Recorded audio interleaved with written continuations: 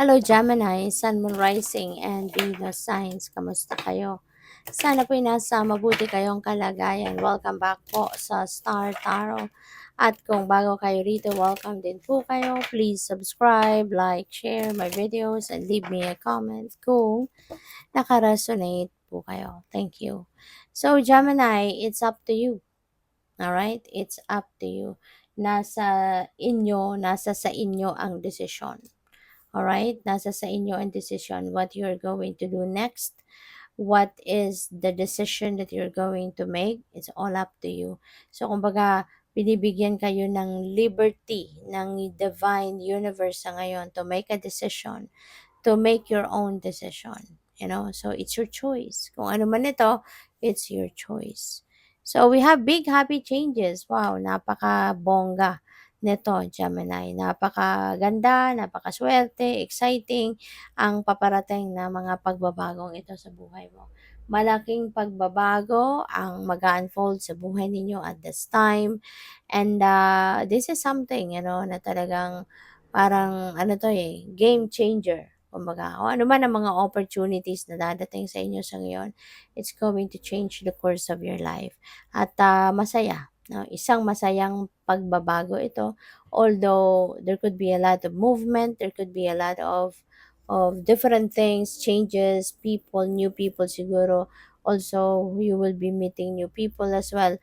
So, regardless, kung ano man itong mga pagbabagong ito, magiging masayang-masaya ka na finally, 'di ba, mababago na ang takbo ng buhay mo and it's going to be very promising, no? Magiging masayang-masaya at maganda, no? Maaring isang magandang simulain ito sa buhay ninyo. So, we have romance. Maaring isa sa mga pagbabago sa buhay mo ay yung love life. Okay? Baka ang iba sa inyo ngayon lang magkaka-love life. Baka ngayon mo lang makikilala yung magiging person mo, magiging jowa mo. Baka ngayon, makilala mo na yung iyong twin flame, baka makilala mo na ngayon yung inyong soulmate, yung magiging ah, baka ngayon mo na makikilala yung eternal love mo, yung gano'n, no?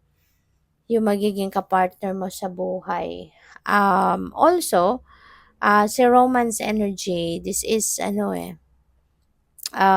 kung meron ka ng existing relationship, no, Gemini, this could be leveling up, no? This could signify leveling up of your commitment with your person. Baka ngayon, kung kayo may boyfriend or girlfriend na, baka mai-engage na kayo or baka papunta na kayo sa pag-aasawa. Papunta na kayo sa pagpapakasal, no? So, po pwedeng ganun ang ganap. Kaya, congrats and good luck sa'yo. So, maraming salamat for subscribing. And if you haven't subscribed yet, subscribe na kayo. And also, maraming salamat din for not skipping the ads. Malaking bagay yan sa akin. And also, please click the join button sa baba ng video kung gusto niyo na mag-join kayo sa membership. Okay? Salamat po. So, we have spirit animal. Sabi dito, thank you, Animal Kingdom, for blessing my path with love. Ayan, Gemini. So, baka magkakaroon kayo ngayon ng pet, no? Baka meron kayong aalagaang fur baby or anumang klaseng animal. So, yeah, maybe you're going to embrace the animal kingdom sa ngayon. Pwede kasi na ang iba sa inyo baka dati ayaw nyo din, no, ng animals, hindi kayo fan, no, ng pagkakaroon ng pet, pero 'di ba, maaaring bibigyan kayo ng pagkakataon ngayon ng divine, and you will be encountering a certain animal siguro na may in love ka, no, sa animal na yan. Kaya po pwedeng aalagaan mo or magbubukas na din yung puso mo sa pag-aalaga, diba, ng isang pet. So, what else? We have Peaceful Warrior. Archangel Ariel is here to help you, to guide you. Sabi dito, thank you, Ariel, for helping me stand my ground with peace. Okay? So, maaari na ang iba sa inyo rito is going to, kumbaga, matututo kayo na lumaban, matututo kayo na manindigan, mga ganon. So, yeah, kung meron man kayong kunyari mga hindi pagkakaintindihan with someone, 'di ba? So, but in the first place, choose your battles din. Hindi po pwede na sugod na sugod, hindi po puwedeng, ah, yung bang laging palaban, ano? Depende sa inyong sitwasyon. If you feel like kailangan mo lang na, mag-obserba lang, kailangan mo lang na mag-antay ng alam mo yun, yung maging mapagmatyag ka muna pag-aralan ang iyong sitwasyon. If you really need to fight, then go for it. Pero kung hindi naman kailangan, 'di ba? So, 'wag na. Do not waste your time, effort, and energy into something na pupuwedeng ikasama mo lang, 'di ba?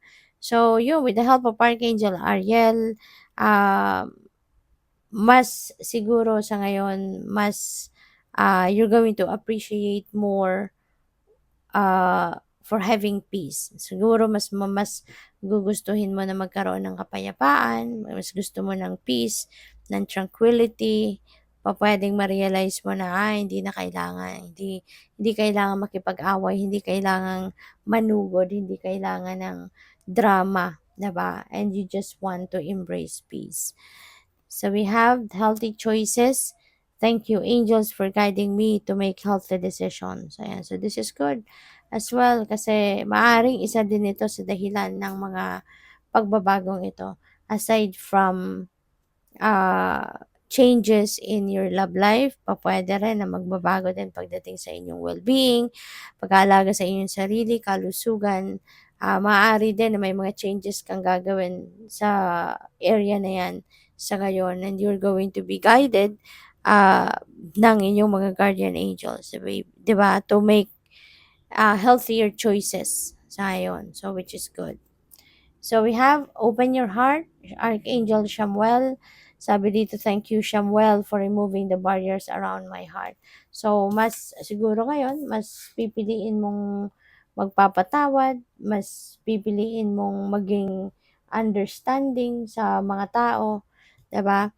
Rather than piliin yung pakikipag-away or ah, piliin yung maging ano din, sabayan yung mga kadramahan ng mga tao sa paligid mo.